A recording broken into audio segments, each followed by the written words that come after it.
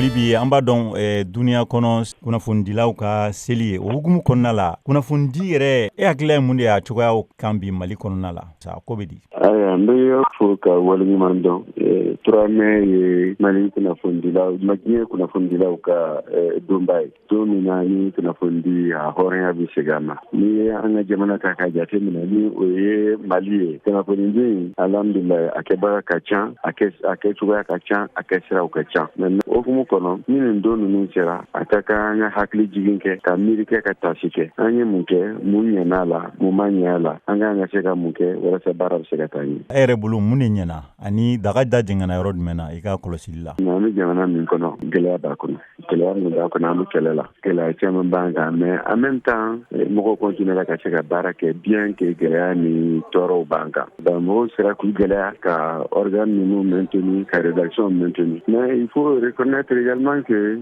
ka fɔ gɛlɛya caman b'an ka jamana in kɔnɔ bi ka journaliste ta ka sɛgɛrɛ parce que an bɛ période min kɔnɔ c'est une période exceptionnelle o période exceptionnelle ninnu kɔnɔna na mɔgɔw ka liberté dɔw bɛ se ka bɔ su la waati dɔ la ka sababu kɛ jamana yɛrɛ lahala ye ni jamana min bɛ kɛlɛ la ani ni jamana min ni diɲɛ fan caman bɛ ɲɔgɔn na kunnafoni dɔw bɛ yen ni min janto dɔw di la a bɛ na ni gɛlɛya ye a bɛ na ni ko dɔw ye donc jamanadenw kan k'i hakili to u yɛrɛ la o yɔrɔ fan ninnu la et puis en même temps ni jamana ni institution normaliw b'u place la ani min ta u t'i place la a tɛ cogoya kelen na. An y'a ye fɛnɛ k'a fɔ an bɛ nin wagatinin min na u ka loi anti cybercriminalité a talen a kunnafonidilaw dɔw a kɛra caman fɛ ko ye mais caman fɛnɛ y'a jira k'a fɔ a ma kɛ olu fɛ ko ye o sariya in kan e bɛ mun de fɔ an ɲɛna. cybercriminalité ko in effectivement gɛlɛya dɔw b'a kɔnɔ parce que a talen don minnu bɛ baara kɛ bɔlɔlɔsira ninnu de kan mais ni kiiritigɛlaw ye ko ta tuma dɔw la k'a jate i b'a sɔrɔ dɔ y'a ka kunnafonidi baara kɛ loi sociale de b'o protéger loi sociale min b'o protéger i kɛra télé ye i kɛra radio ye i kɛra presse écrite ye ni o y'a ka baara kɛ o sira ninnu fɛ a man ka se ka gɛlɛya sɔrɔ ko dɔw la mais a ye baara min kɛ o baara bɛ se ka taa yɛrɛ sɔrɔ bɔlɔlɔsira kan donc magistrat b'a jate minɛ a ti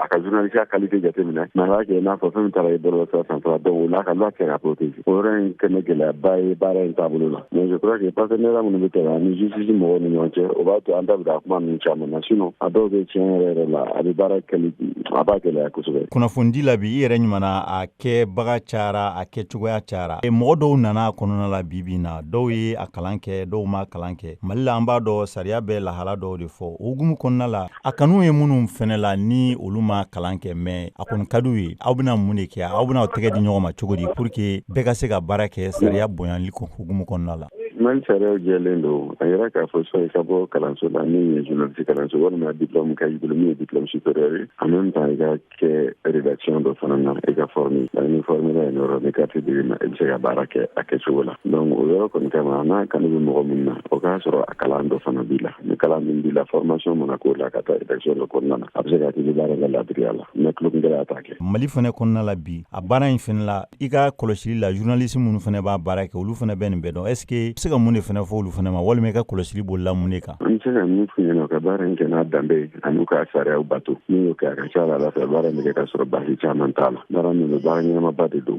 mais baara gɛlɛnmanba mais a ka nɔgɔn fana a ka nɔgɔn n'i y'a sariyaw bato n'i donna la ka sɔrɔ i y'a kanu et puis a taabolo min b'a la k'olu kɛ. Musow an b'a dɔn fana k'a fɔ o fana ka ca nin baara in kɔnɔna la i ka kɔlɔsili la i bɛ se ka mun de fɔ olu fana ye.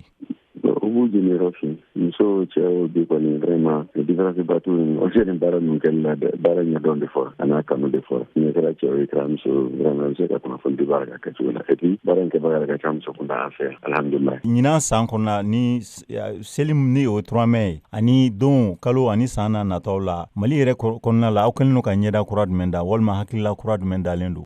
San o san journée mondiale de la liberté de la presse bɛ mais Mali kɔni yan nɔ la an tɛ journée dɔrɔn kɛ dɛ an bɛ semaine kelen de o semaine kelen an bɛ barokɛtigiw kɛ an fara ɲɔgɔn kan k'an ka haminako jira ɲɔgɔn na k'an ka fili n'an ka ɲumanw k'olu fɔ ɲɔgɔn ɲɛna an bɛ o de kɛ n'Ala sɔnna a ma sini yɛrɛ sɔgɔma nouvelle de la presse la cérémonie officielle bɛ kɛ n'o cérémonie officielle bɛ an ka baara tɔ bɛ kɛ.